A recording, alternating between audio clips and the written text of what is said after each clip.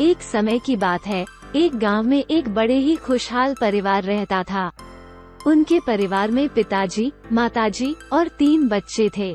पिताजी किसान थे और उनकी मेहनत से ही घर का खाना चलता था। परिवार के सदस्य सभी एक दूसरे से प्रेम करते थे और हमेशा खुश रहते थे।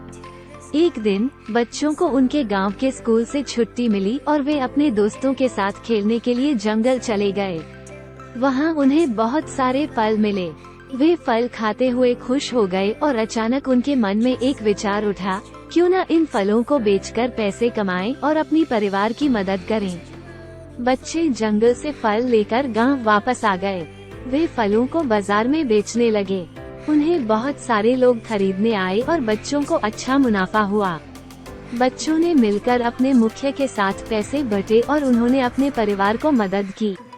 पिताजी बच्चों की यह मेहनत देखकर बहुत खुश हुए और उन्हें धन्यवाद दिया। वैसे ही वक्त बीतता गया और बच्चों की सफलता बढ़ती गई। वे अब बहुत सारे फल लेकर नहाने वाले स्कूलों और अस्पतालों में बेचने लगे। इससे उनकी कमाई भी बढ़ गई और उनके परिवार की आर्थिक स्थिति मजबूत हो गई। परंतु एक दिन एक गहरे जंगल में चलते समय बच्चों ने एक भालू को देखा जो बहुत प्यासा था। उन्होंने उसे पानी पीने के लिए अपने पास बुलाया, परंतु भालू डरकर भाग गया। बच्चों ने समझा कि यह भालू किसी गहरी समस्या से जूझ रहा है और उसकी मदद करने का कोई तरीका नहीं है। इस घटना के बाद बच्चों के दिल में एक सवाल उठा, क्या उनकी सफलता और पैसे सब कुछ हैं? क्या इन्हें इतनी मेहनत करने के बाद भी किसी की मदद करने का समय नहीं मिल सकता? बच्चों ने फैसला किया कि अब से वे अपनी कमाई का एक हिस्सा भालुओं और अन्य जीवों की मदद में खर्च करेंगे।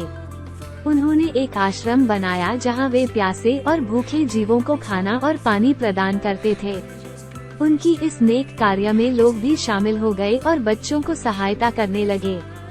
इससे वे अपने आसपास के लोगों के प्रति और भी सहानुभूति और धर्म के प्रति जिम्मेदारी महसूस करने लगे। ये कहानी हमें ये सिखाती है कि सफलता केवल अपने लिए ही नहीं होती, बल्कि हमें अपने समाज के लिए भी कुछ करना चाहिए।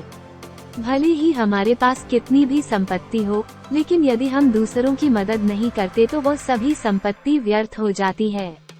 इसलिए हमें समाज सेवा में अपना योगदान देना चाहिए।